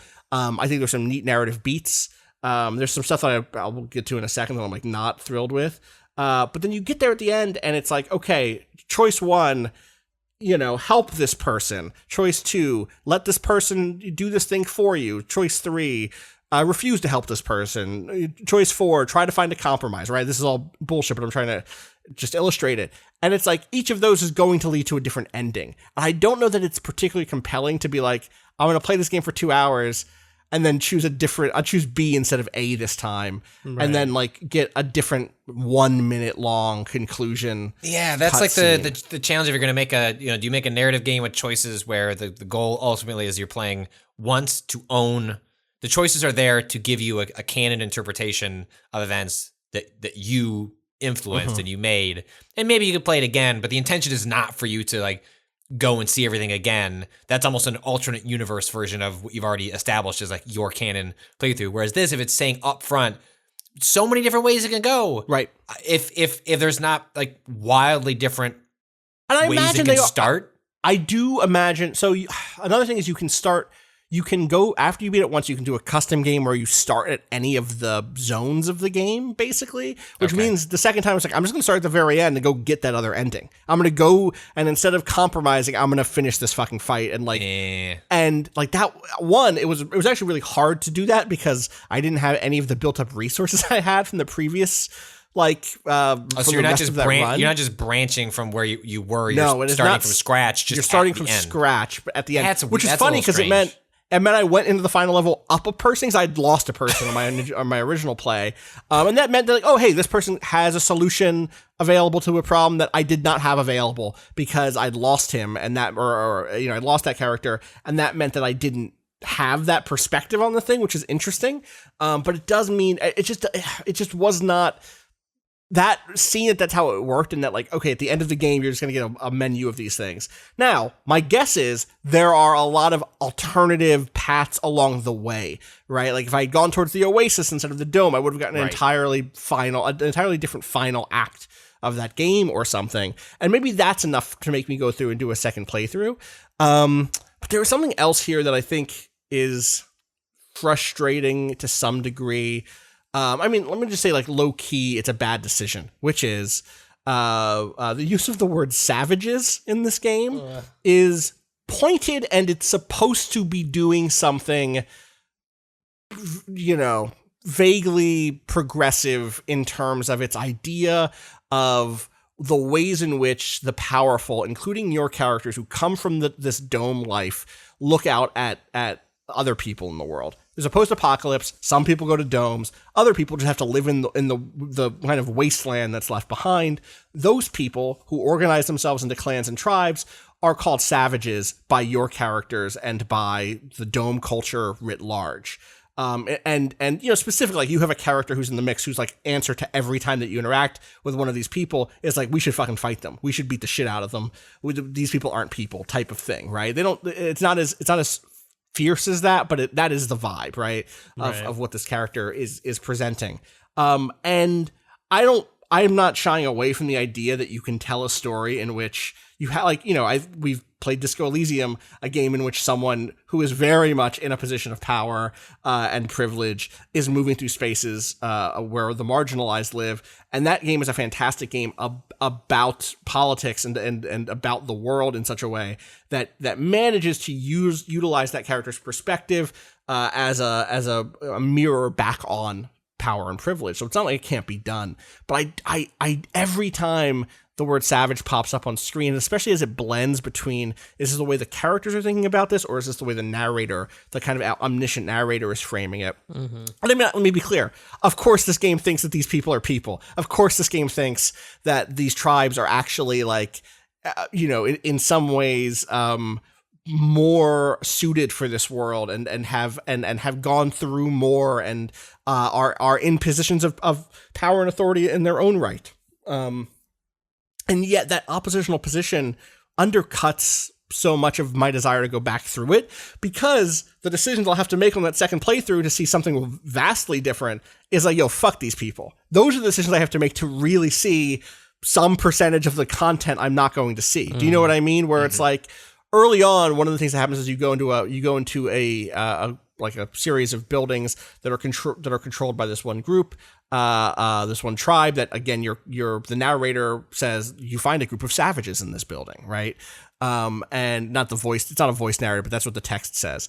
And it's like you end up in a sort of like one-on-one fighting situation, like prove your worth thing, which again has all of its own it's caught up in a bunch of other shit around the ways in which native peoples are positioned in fiction especially. And so I'm not going to go through that whole thing again and be like, yo, fuck this savage shit, this stuff sucks, this is uncivilized. Like, that's just not how I'm going to play the game, just to see a different route. So I think it's one of those things that's like, in the same way, like, I'm not going to go back and play Disco Elysium as a racist. I think I'm glad people are doing that work to see what that content looks like and to like evaluate whether or not that's an effective way of doing some sort of critique of racism, that whether or not that studio like managed to make that a valid and thoughtful and interesting way to play that game. I'm not going to do that work because I deal with racism, right? I'm not I don't think native, Disco, but like, Disco doesn't choose to present itself as, hey, here's a bunch of here's a bunch of scenes you're going to you are missing. You're this. missing. Right, you are not going to see this because of this choice. No, you're making a choice because this is the story that you're telling, and I think that's like when you frame the framing of like matters and like and influences 3 different the choices you make. places on this Steam page that say 34 different endings, right? Like they keep bringing it up. Right. They do, like in Disco Elysium, part of how they pitch the game is like you have a lot of I'm sure that like the word choice is used like, in the marketing, but that is different than saying like you like play this game again to see the quote unquote missing content or like the different ways it can play out. Do you see? I didn't realize I'm. In retrospect, I guess sort of bummed that I'm glad I played that game. Like I both played it late enough that it couldn't be my game of the year. Yeah. But then early enough before like realizing there was a game of the year edition where they added like a bunch of new writing. They like replaced voice actors, like wholesale cloth. And I've heard very good things about the updated version. But I'm not gonna play it again. But I kind of wish I could zap my brain and play that game a second time. Pick up my old save. All of the all that voice acting sounds very cool. They voice acted all of the skills. I don't know if you saw this, like all but it's one voice for all of the skills except for the like different parts of when the different parts of your brain talk. They have different. That's voices. still different. Yeah. But the skills all have the same voice. And there was an interview about this. I forget where I saw this, and I wish I had it on hand. About like why do that? Why not give each skill its own voice? If I remember right, the answer was basically like, hey, it would have been very jarring to have that voice jump around the way that we use it. At least that's what they said, if I'm remembering right. But also, you can just turn off skill voices if you want to. You can keep all of the other voice acting in and keep your skill voices as something you could read in case that's the way you want to read it, and that's interesting. I think it's an interesting thing to like give you that option, knowing that because the skill voices are also just constant, you know. And how many different ones are there again? Like 25, 30, something like that, right? They're more than that, yeah.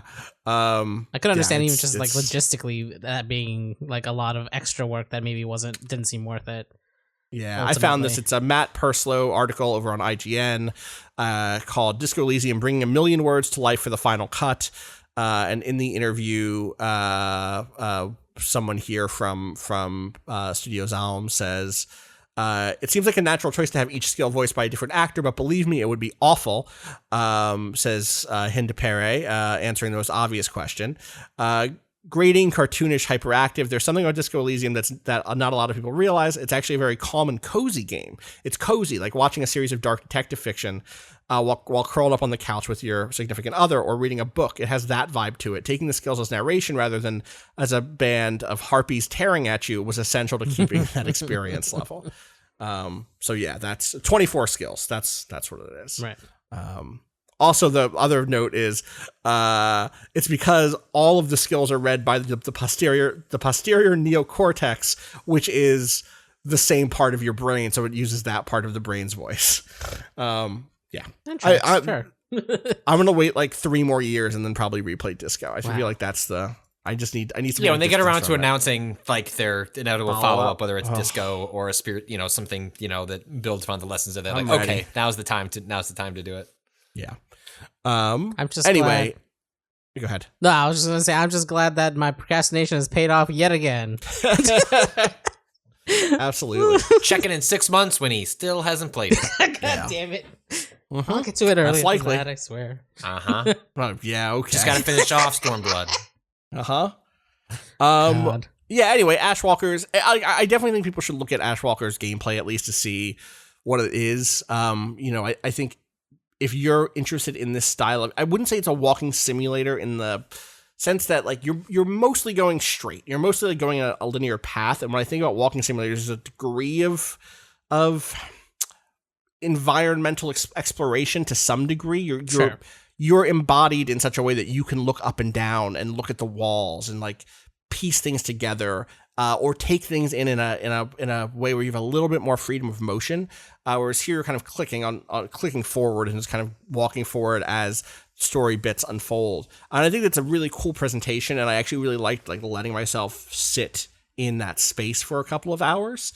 And I think that the resource stuff mostly works. I felt incredibly overpowered in that game in terms of like having all the resources at hand I needed, being able to manage all of my stuff for very long. And then I made like a couple of bad decisions in a row and instantly lost a character. And I'm glad that the game is willing to actually be that punishing, because it has teeth in a way that's like, I felt like I was beating it and then it like took a person away from me and it fucking sucked. And I liked that quite a bit.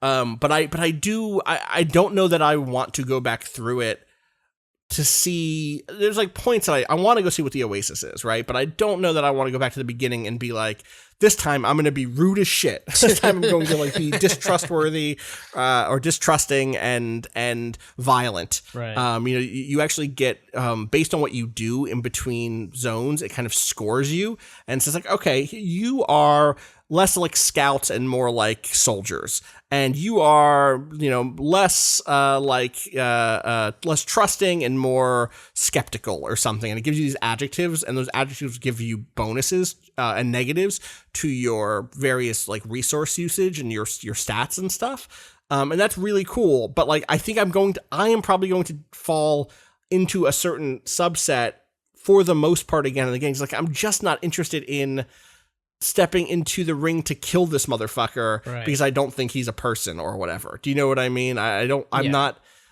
interested in seeing that story particularly. And maybe that speaks to like the quality of the story that is here, because I think if the story was like good enough, maybe I would be. At the same time, I just want to commend it for being this sort of 2-hour experiment. This thing of like, hey, play this a bunch of times is a sort of thing I want to see more of. I've said it a million times, but Way of the Samurai 1 for the PS2, and in fact the second game is also a thing sort of like this, but both of those games are games that are short games. Way of the Samurai 1 is straight up 90 minutes to 2 hours at most. I want to say maybe even you could get an ending very quickly depending on what you do, but you get an ending quick and then revisit it and see how things go the other way. And I want there to be more stuff like that. I like this as like a mode of storytelling in games. I just wish Ashwalkers hit the landing a little bit harder. So it is what it is. But that's Ashwalkers. Anyone else play anything they want to shout out before we move into the end of this podcast? Yeah, I played a game. What'd you play? A tactics deck building roguelike game. We talked about this already on Monday. No, a different one. I swear. We need a spin-off podcast. Like at some point, it's just like, all right. No Patrick podcast. Sorry, Patrick. Just get it. Just really lean into Final Fantasy XIV, then you'll have a spot. It'll be fine. So I played Toverblade, which is by Sock Pop. Right. Sock Pop, I just watched. What did I just see them also make? Fuck. Did they make Fishy 2? Fishy 3D. Yes. Fishy 3D. I just watched my friend Janine play Fishy 3D, and that seemed fun. They make lots of like bright, low poly. Yeah. and games, they make like the whole little game experiments and like the whole thing is that they make it like real short turnaround sort of thing. Like they're releasing something every like month or so, right. And you kind of can subscribe to a season of their games and get them all as they come out. So this is the one for April, which is a grid based strategy game, very small scale, kind of like you described, low poly, with like a lo-fi chill beats to study to like soundtrack, but also like kind of that vibe, even though it's like you're just doing strategy fights. But basically you have there's like 3 classes. You start out with the knight, which is a melee class. You go through, your hand is your actions. This is the deck building part of it. You draw 4 cards. You have 4 mana points. Basically everything costs 1 mana. So it's really more about an order of operations thing. Sure. But ranges in this game are like static and not like, for example, when you do unlock the archer, you have a shot that is 3 spaces and like 3 spaces only, 3 spaces away from you. If anyone's closer or further, like you can't hit them. So it's a lot of very careful positioning and like order of operations stuff, because eventually as you unlock cards, you get a few more movement options. You do get some 2-cost cards, so that, you have to think about what order you're doing stuff in. But it's like, especially as the ranger a lot, which is the one I played the most of. Like after I unlocked them, I ended up doing a really long run with them, so I got a lot of good stuff. They so like a turn will be like, oh, I have this 3-hit move, 3 space move, so I'm 2 spaces away. I can use this 1 space move to move away, and then I have this dash that moves me 2 spaces, so I can get 2 spaces closer and use my close range attack. But I can only do it if I do it in that right order. Otherwise, I run out of mana, or like I'm not in the right position, because the position again is just very specific. And it's like 5 by 5 grid, very small. You're only ever controlling one person, and there's like 1 to 3 enemies, and so it's a roguelike because basically you gather cards as you finish encounters. You gather equipment and items. You can only change your equipment at like certain checkpoints.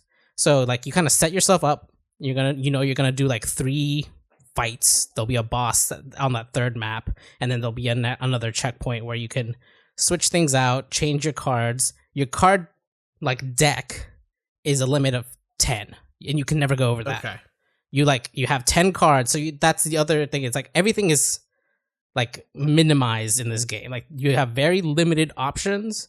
Very limited. You have a lot of limited restrictions, right? You have one helmet, 1 like armor piece, 1 weapon, and then your deck, and like those are the only things that you mess with, and you can't like add too many things with it.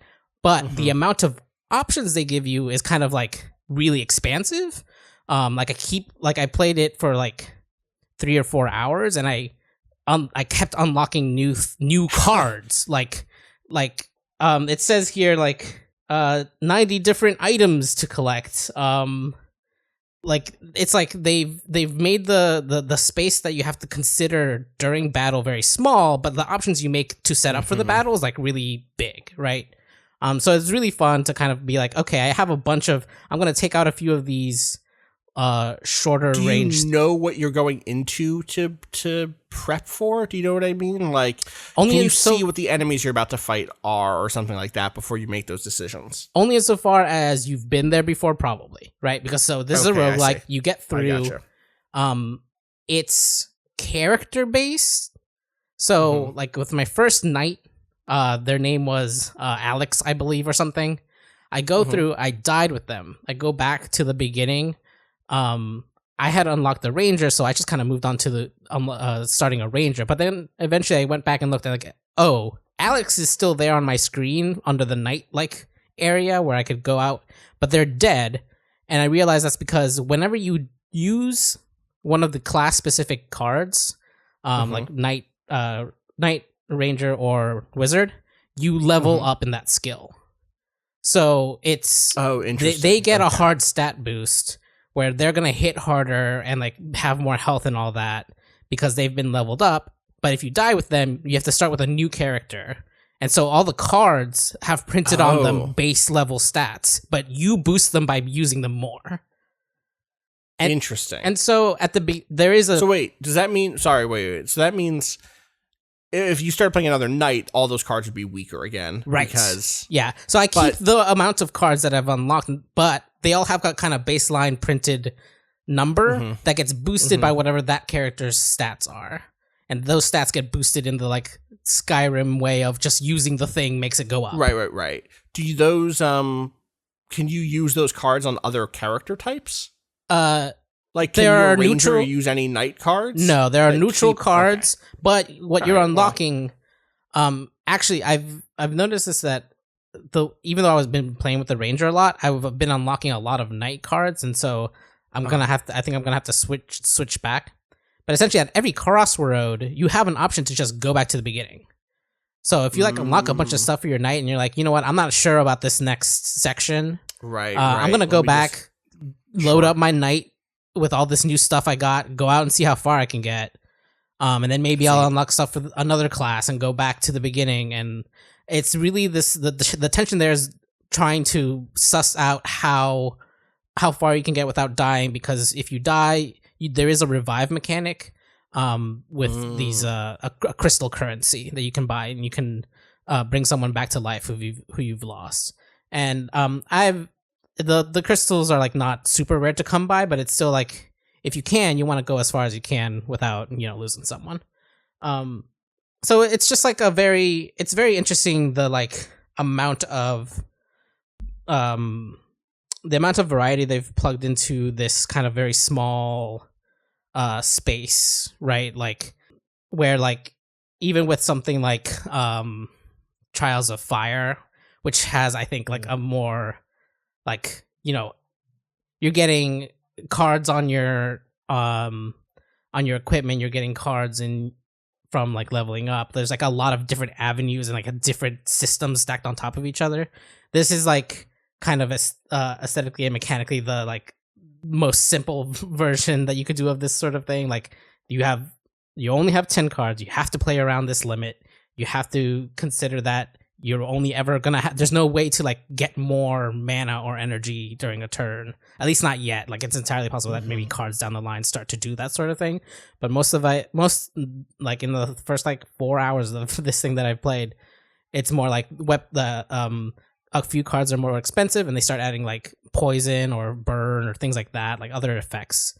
But it's really fun and really like a great example of like a minimalist approach to this sort of tactics. I love how it looks. Yeah, totally. Like both aesthetically and like a mechanically very minimalist approach, which is like a fun little like counterpoint to like having to think about too many things in Trials of Fire, which is I still am enjoying. But this was like a great like I had to wait up. Like I mentioned earlier, I had to wait up for my friend because he was driving in. Was gonna get in at like 2, and I was like, whatever, I'll just stay up. And I was like, but I'm like too tired to really think about anything too hard. And I was like, oh, I've been meaning to check out this game. Let's do it. And like I just vibed for that like hour and a half last night, and then like woke up early this morning. I was like, I'm gonna vibe some more. Yeah, it's good stuff. Check it out. Awesome. Toverblade. Toverblade. Toverblade. Yeah. Got the itch. It's only on itch right now. Okay. Sock Pop does have some of their stuff on Steam, but I don't know. I believe they only upload it once their like season is done. Oh, that's interesting. I think so. Like all of it goes up, and you can buy it then. But for right now, it's just on their itch page. Gotcha. Cool. Before we wrap up, a couple questions here. We'll hit them quick. Gaming@vice.com is the address. Hey crew, Jeverage here. I'm sorry I kicked up such a shitstorm about how to eat bread. I come to you today with another question that is hopefully less contentious, but thanks for having my back, Kato. If you are drinking water out of a plastic cup, is it acceptable to call that a glass of water?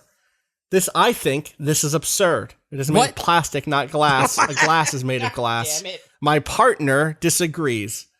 If I remember right, Jeverage is the one whose ex-partner was mad at the way that bread, the bottom, is that correct? The bottom bread. The bottom bread. eating from the Deverance, bottom. I'm going to tell you right now, for the sake of this relationship, it's a glass of water. It's fine. It's fine.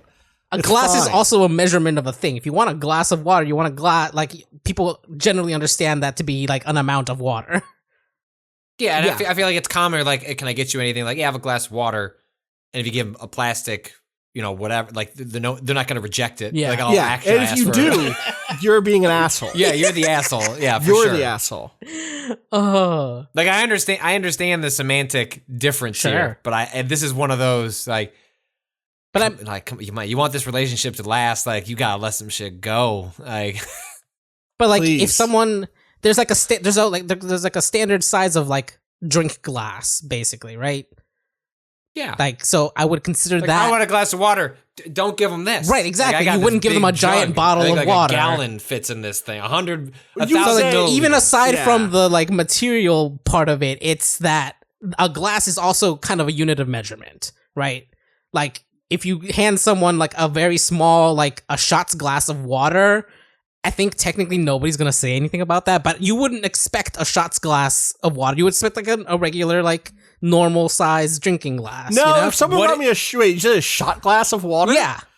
If someone came in with a shot glass of water, I would think I was being pranked. Sure. Okay, I was like, where's the camera at? But okay, so like a Scotch glass of water, still a shorter glass. Yeah, that's acceptable. Acceptable, but not necessarily what you imagine in your head as a glass. Totally. Right? What if someone gave you, so you ask for a kind of a glass of water and like, sure, I'll go get you something. And they come back and they give you like a plastic water. Like you actually get like a full water bottle. I feel like that would be putting a lot on me. Right. I'd be like, I have to finish this? I have to take this with me wasteful. probably? Like a whole ass water bottle. Water bottles are pretty cheap. Like I saw them at Costco and I was like, I feel like I should buy one just because like what, $7 for 18? Like that's unbelievable or whatever it was. But I feel like that would make that, I feel like we're starting to edge up against the bounds of it when if you were to give someone a water bottle in exchange for a glass of water. I would I'm taking something from you. That's a whole ass water bottle. You could use that for so many things. Also, it's a lot of water. There are reasons you might need a bottle of water, but if I'm visiting you at your home and you're like, do you want a bottle of water? I will be like, no, I'll just have tap. No, that's tap's fine. Yeah, please. Right? Like I don't need a water bottle. Save that for the necessary need. I don't need to use that plastic unless we have to, right? Like yes, totally. This one comes in from Gavin. He says, my name is Gavin, and I've been a professional poker player for the last 17 years. All of my income in that time has been from poker or writing about poker. I have a friend who is a casino advantage player. This means that he scours the world for casinos that offer promotions or bonuses that are profitable and travels to that place to gain to drain as much value from the promotion as they let him before inevitably kicking him out. As you can imagine, he has some pretty wild stories, but I wanted to share this one because it's relevant to your discussion in the opening of 388, Re-Slankets and Snuggies. An off-strip Vegas casino had a promotion with the rewards program where every so much coin in, aka every dollar wagered on video poker, you received various prizes. They also had some naturally profitable video poker machines. Yes, these exist on their casino floor. My friend and some associates he hired and trained played those machines day and night. Well, one of the prizes you could earn was the aforementioned Snuggie. By the end of the promotion, he had an entire bedroom in his house that he called the Snuggie Room. I'm not sure how many he had, but it was definitely over 1,000. Jesus Christ! Uh-huh. So what happened to him? Yeah, is part of making the profit that you flip them? No, but what happened to all the Snuggies? I don't know. This is the end of the story. I mean, I can only assume comfort, Gavin. The only reason this becomes profitable is you flip the fucking Snuggies. You have 1,000 of them. Yeah, 100%. 100%. Oh my god! Like absolutely. How do you even move 1,000 Snuggies? You have to get a truck. I don't know. That can't have been cheap. I don't know. Oh my god, that's just leave, or just maybe this person's making enough money that it's like, you know what, just leave them. Let that someone else's problem. No, but they took them. Yeah. They had a Snuggie room in their house. Leave that house behind. This is some people have like, when you show off a house, like you try and you're trying to model it for like what it would be like for those people if they're This is the Snuggie room. Comfortable. This is the Snuggie room. This is where we have to. There are 3 bodies hidden underneath these Snuggies. Slaps the top of a Snuggie pile. This thing can hold so many bodies. Yeah, the Snuggie room, I can't shake it. I thought I had another one here, but now I cannot. I'm trying to save some stuff here for Rob, because Rob's honey speech inspired some responses. Good. Great. And I can't read this thing that's questioned, except not really, because I have shit to say about honey until Rob is back. We'll revisit. I won't be on Monday because I got to get that second shot and see if okay, nice. Get laid out. It feels like only yesterday. They schedule them out. It's like yesterday. It used to be like they made you wait a month, and now you can get it 3 weeks later. So. Yeah. So 3 weeks. Okay. This is a dilemma. Here's a dilemma. This one's from Rob. Y'all mentioned Quiznos, and now I'm hungry for it again. This is more of a story, but have at it if you want. I love Quiznos a lot, and eventually the, quote, great Quiznos purge, as I jokingly say now, happened. The one I frequented shut down and blames the gym next door for not going there.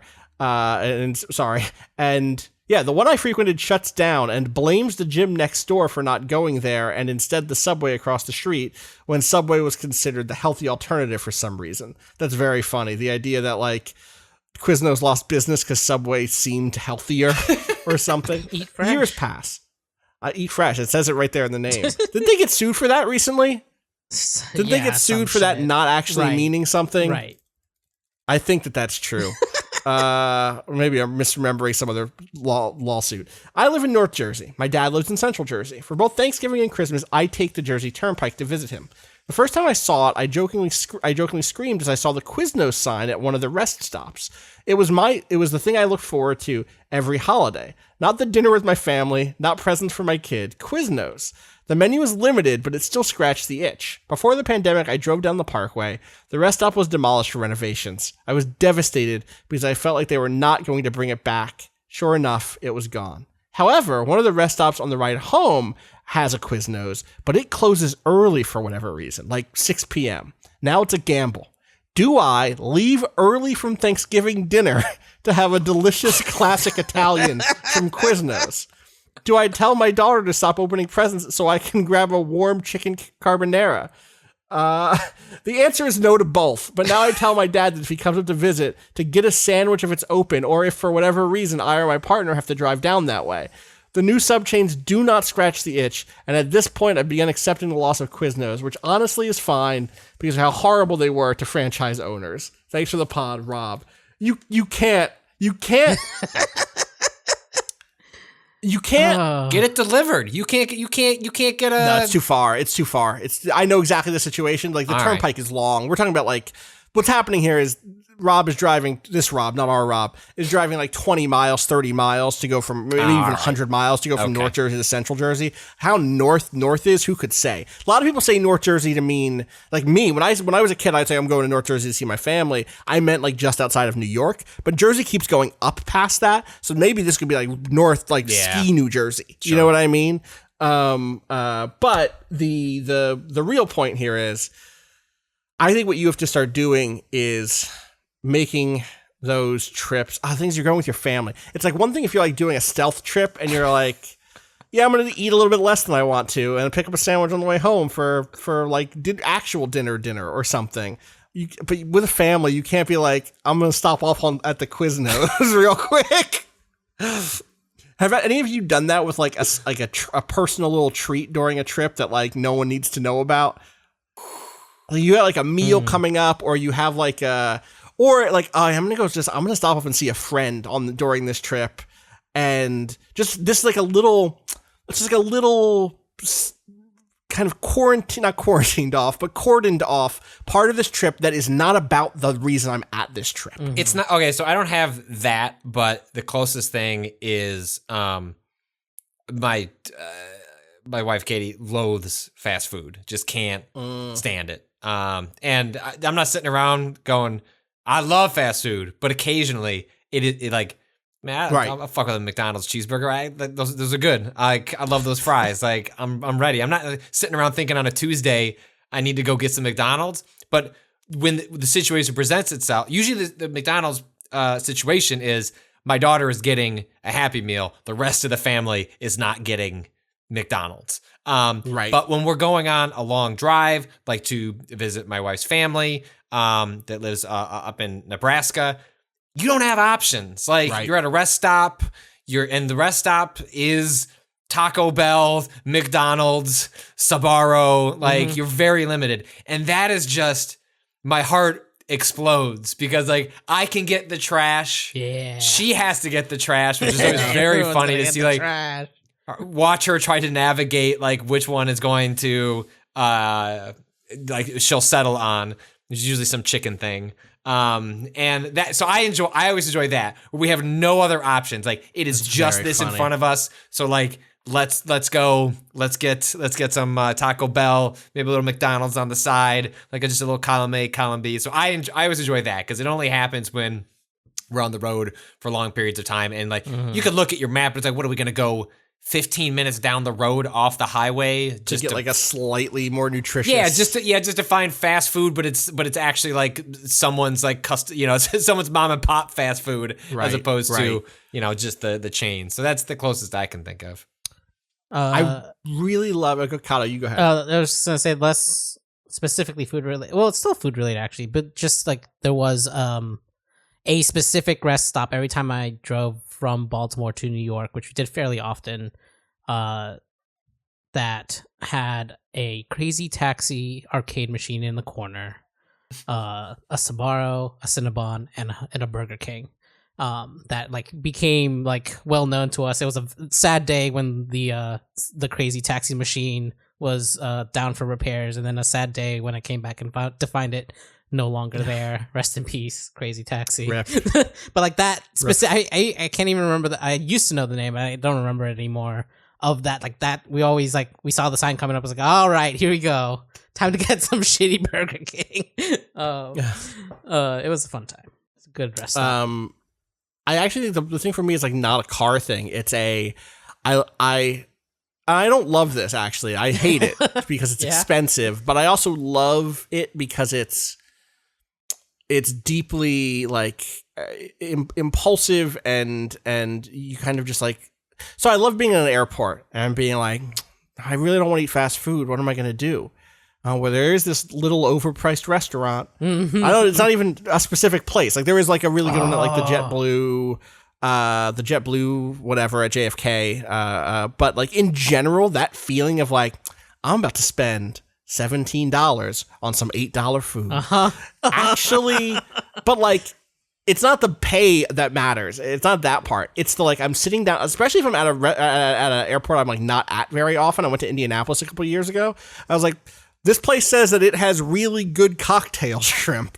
It's like advertising that it because this is apparently a thing in Indianapolis. Which is not where I would think cocktail shrimp are big, but apparently. And I was like, you know what? I'm gonna sit down. I'm gonna order a meal. I'm gonna get some cocktail shrimp. I'm going to wait for my plane. And that like you get to the airport early enough that you have time to sit down at a restaurant and eat a meal.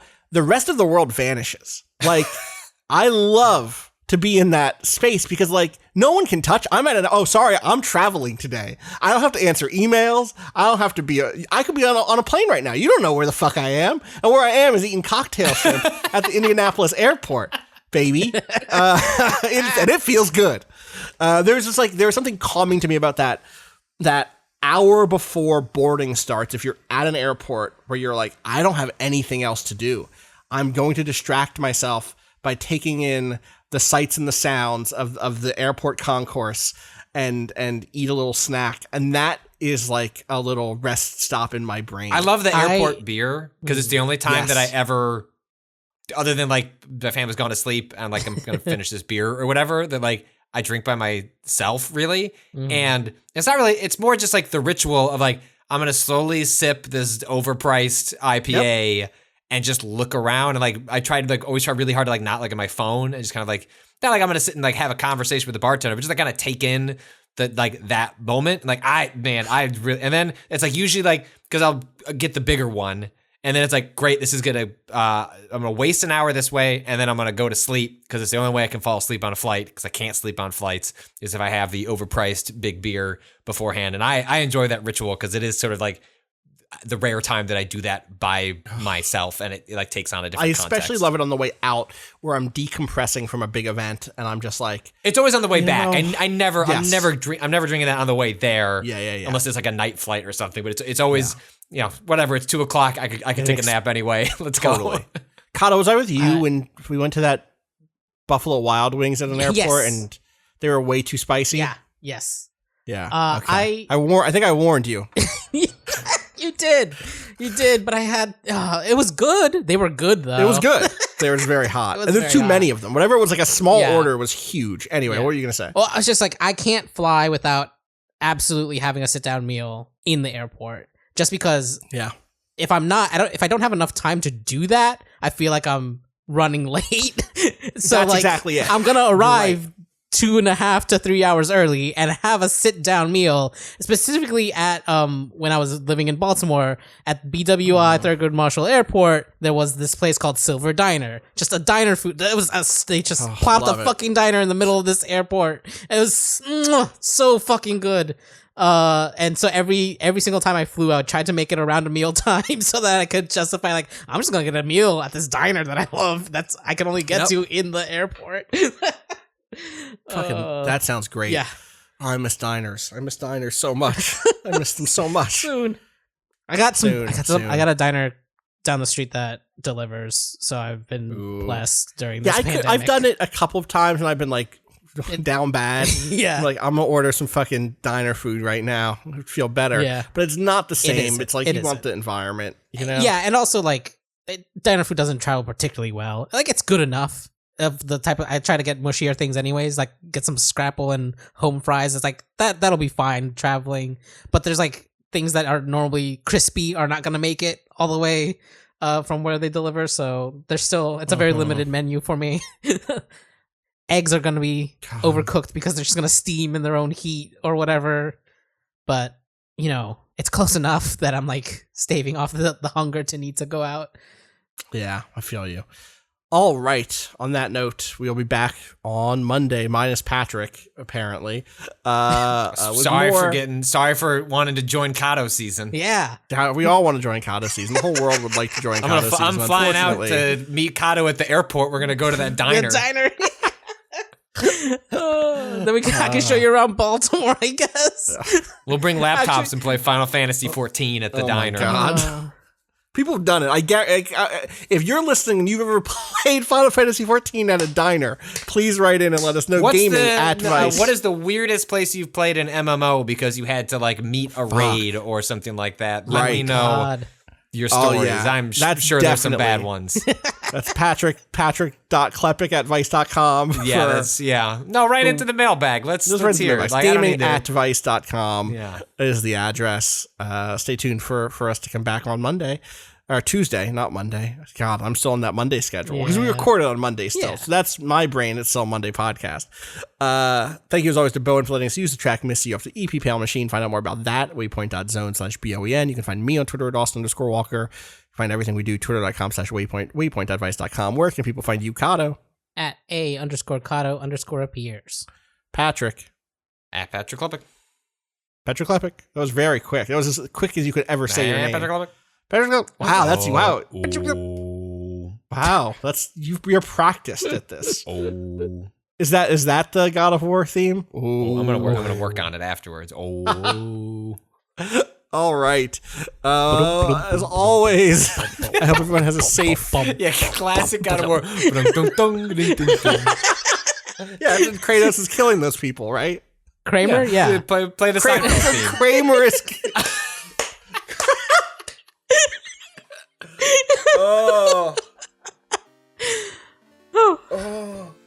Kramer would have some fucking blades of chaos or whatever under his floorboards. That's an absolute. His dodge could be the slide he would do into the apartment. Also, he'd be a terrible dad. So right. Oh yeah. And he gets some racism in there too. So complicated. He's a complicated character. Oh yeah. Again, perfect for this prestige shit. God. All right, that's going to do it for us. As always, stay safe this weekend. Fuck capitalism. Go home.